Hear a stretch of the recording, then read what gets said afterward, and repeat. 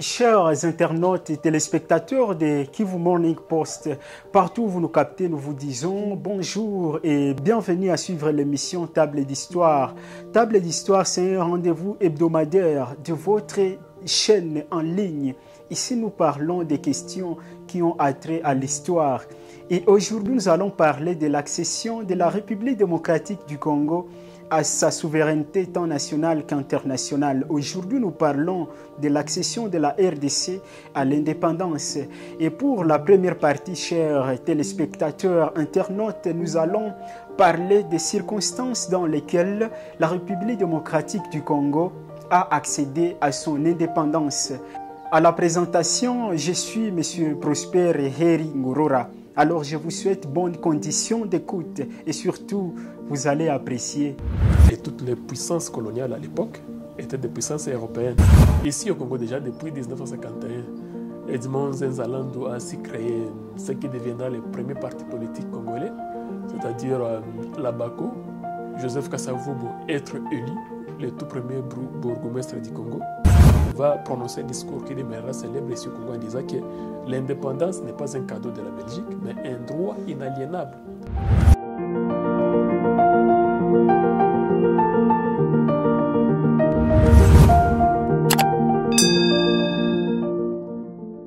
Sans pour autant tarder avec les chercheurs Tumsi Fukandeke Akram, nous allons déjà parler des circonstances de l'accession de la République démocratique du Congo à l'indépendance. Monsieur Tumsi Fukandeke Akram, bonjour et bienvenue dans l'émission Table d'Histoire.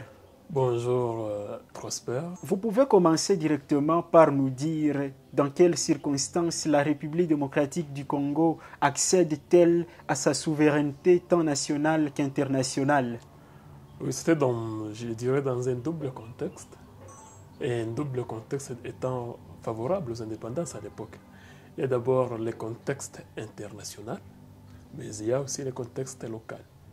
En parlant du contexte international, sachant qu'en 1945, l'Europe sort ruinée de la Seconde Guerre mondiale et toutes les puissances coloniales à l'époque étaient des puissances européennes, principalement la Grande-Bretagne, la France, la Belgique.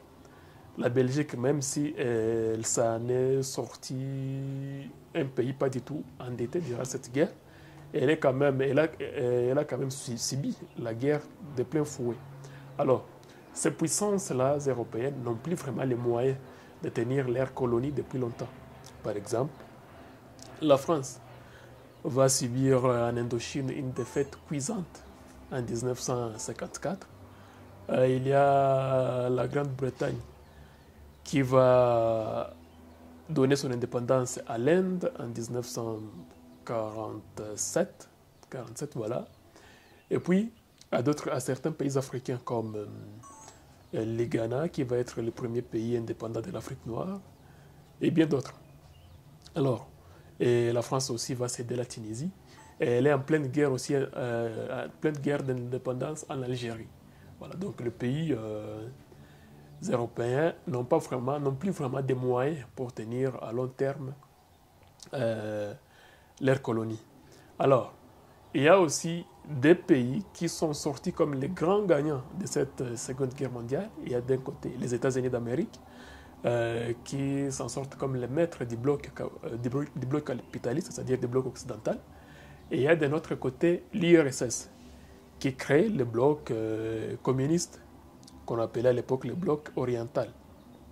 Alors, ces deux pays-là, ces deux superpuissances de l'époque, veulent voir les anciennes colonies européennes devenir des États indépendants pour que, bien sûr, ces États-là se transforment en leur zone d'influence.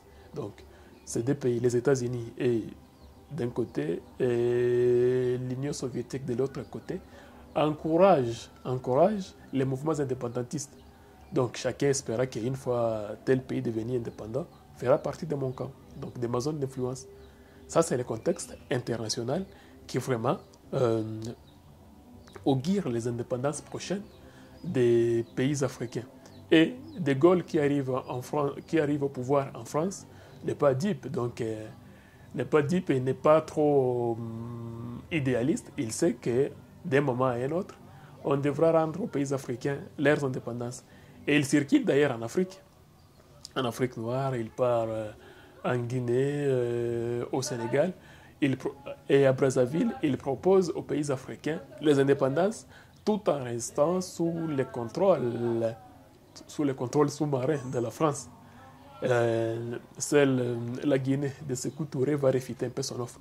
Alors, ça, c'est le contexte international. Et cela a un impact au Congo où on suit quand même l'actualité des autres pays. Sur la radio était déjà un média en vogue à l'époque. On suit aussi, pas trop la télé, mais c'est la radio quand même et les médias et les journaux qui en parlent. Alors, ici au Congo déjà, depuis 1951, Edmond Nzalando a ainsi créé ce qui deviendra le premier parti politique congolais, c'est-à-dire la BACO, qui était au départ l'association des Bakongo, qui va devenir plus tard l'alliance plutôt des Bakongo, et à Lumumba, Cyril et Adoula, qui ont créé leur parti aussi en 1958, le MNC, Mouvement National Congolais, et bien d'autres partis qui naissent par-ci par-là. Certains encouragés par les Belges parce qu'étant des partis à caractère tribal, donc on les encourage, en espérant que des partis à caractère tribal ne sauront pas revendiquer l'indépendance d'un pays uni. C'est le cas par exemple de la CONACAT, Confédération des associations tribales du Katanga, c'est le cas de INIMO qui sera créé en 1960, Union des Mongo, le parti Balubakat, Baluba du Katanga, voilà. Tous ces partis-là qui se créent et qui obligent d'abord les Belges à organiser des élections municipales qui verront les chefs de la BACO, Joseph Kasavubu, être élu, le tout premier bourgmestre du Congo, et la Belgique, sans vraiment avoir d'arrière-pensée sur les rôles que cela pouvait jouer sur l'esprit indépendantiste des Congolais, va organiser l'exposition universelle de Bruxelles de 1958. Et à cette exposition-là, seront conviés quelques leaders congolais. Lumumba va y participer. Et là, ils vont entrer en contact avec les adeptes du Parti socialiste belge, les adeptes de ce parti-là n'étaient pas contre l'accession du Congo belge à l'indépendance. C'est seulement certains Belges et d'autres partis qui voulaient le maintien de la colonie. C'est eux qui avaient la devise « pas d'élite, pas d'ennui », et qui ne croyaient même pas qu'un jour le Congo pourrait être indépendant. D'ailleurs, ils se sont opposés au plan du professeur Jeff Van Bilsen, le plan de 30 ans pour l'émancipation, pas pour l'indépendance du Congo belge, en disant que dans 30 ans, il y aura indépendance et jamais il y aura indépendance du Congo. Bon. Lumumba et les autres vont entrer en contact avec ces gens-là qui vont les encourager dans la lutte pour la réclamation de l'indépendance. Là, nous sommes déjà... Et comme vous venez justement de parler du plan du professeur belge Van Bilsen qui avait proposé encore 30 ans pour émanciper politiquement et économiquement la République démocratique du Congo, le Congo à l'époque, pouvons-nous dire que la RDC n'était pas... Et quel est le niveau de préparation de la RDC par rapport à cette indépendance? Il n'y avait pas de niveau de préparation. Quand vous voyez ce qui s'est passé dans les colonies françaises et dans les colonies britanniques, vous remarquez que là, au moins, l'élite noire, du moins l'élite africaine, était préparée. Mais au Congo, non, il n'y avait pas de préparation. Parce que d'ailleurs, la politique belge, c'était le paternalisme. Et les Congolais qui s'en sortaient étaient classés dans les rangs de ce qu'on appelait à l'époque les évolués. Ce n'étaient pas des cadres qu'on préparait pour l'indépendance, mais des cadres qu'on préparait à inculquer aux Congolais la mentalité des Blancs, ou du moins la sociologie blanche. Pas pour l'indépendance, parce que les évolués n'étaient pas vraiment des élites préparées pour faire accéder les pays à l'indépendance. Donc c'était des gens qui devraient être en quelque sorte des colons noirs contre leurs compatriotes. Ce n'était pas vraiment une élite préparée pour l'indépendance, même si Lumumba en faisait partie. Mais c'est lui qui va essayer de transformer cette élite-là en une élite pour la réclamation de l'indépendance. Voilà, il est en Belgique, il est en contact avec des milieux socialistes. Quand il rentre au Congo, l'idée de réclamer l'indépendance est déjà enracinée en lui et en d'autres qui étaient là au Congo belge. Et à l'occasion faisant les larrons, il va réussir à obtenir les visas pour aller représenter le Congo à la conférence panafricaine d'Accra, organisée par Kwame Nkrumah. Kwame Nkrumah et bien d'autres leaders qui seront là, comme Sékou Touré et Habib Bourguiba, les premiers présidents tunisiens. Alors Lumumba va s'y rendre avec Diomi Ngalula. C'est eux qui ont représenté la République démocratique du Congo. Kasavubu n'ayant pas réussi à obtenir son visa. Et là, il va prononcer un discours qui va mettre en transe tout le monde. Et de retour maintenant, là nous entrons maintenant dans le contexte local, il va prononcer un discours qui demeurera célèbre ici au Congo en disant que l'indépendance n'est pas un cadeau de la Belgique, mais un droit inaliénable au peuple congolais. Et de ce discours-là, l'AIT était vraiment maintenant, au vrai sens du terme, lancé pour réclamer l'indépendance. Maintenant, à Kinshasa, à Léopoldville, le grand parti rival du MNC, le plus ancien parti congolais, la BACO, va aussi chercher à organiser un meeting pour réclamer l'indépendance.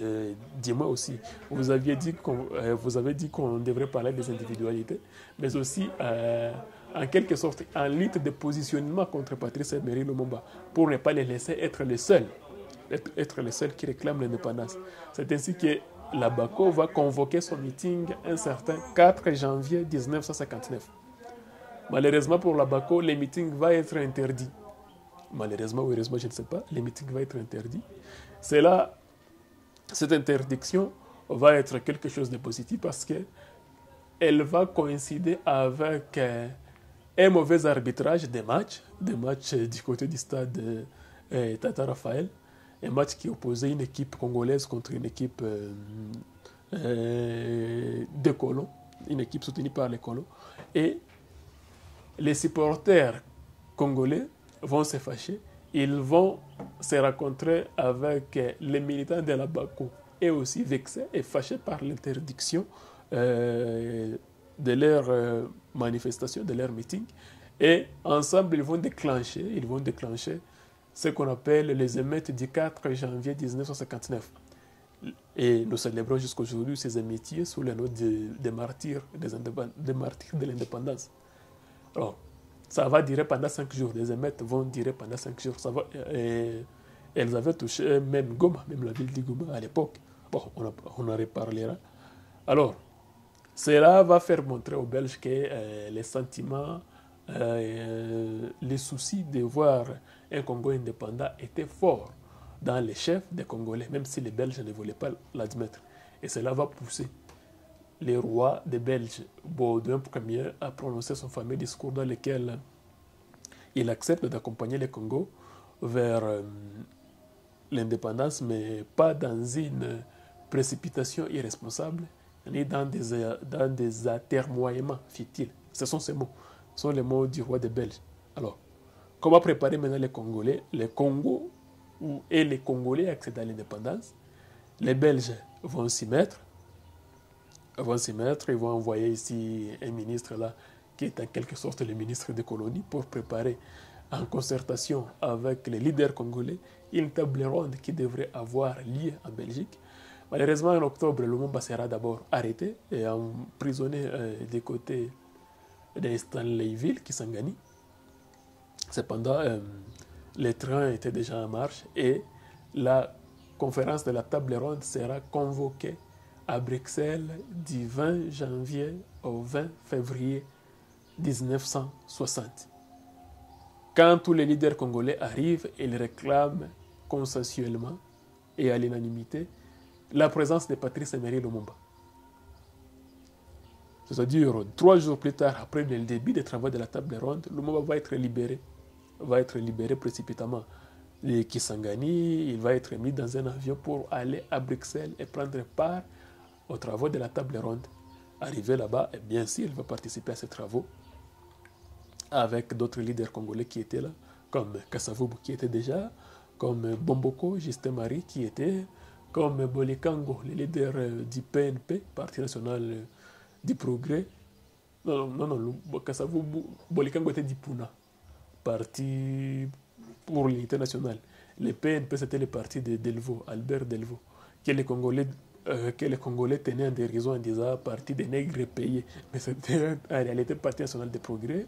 Il y avait Cléophas Kamitatu, qui représentait les PCA, Parti solidaire africain, à l'absence de Gizenga, qui était du côté de Moscou. Et bien d'autres leaders, même des Miruho et bien d'autres qui venaient ici du Kivu, les Kalinda.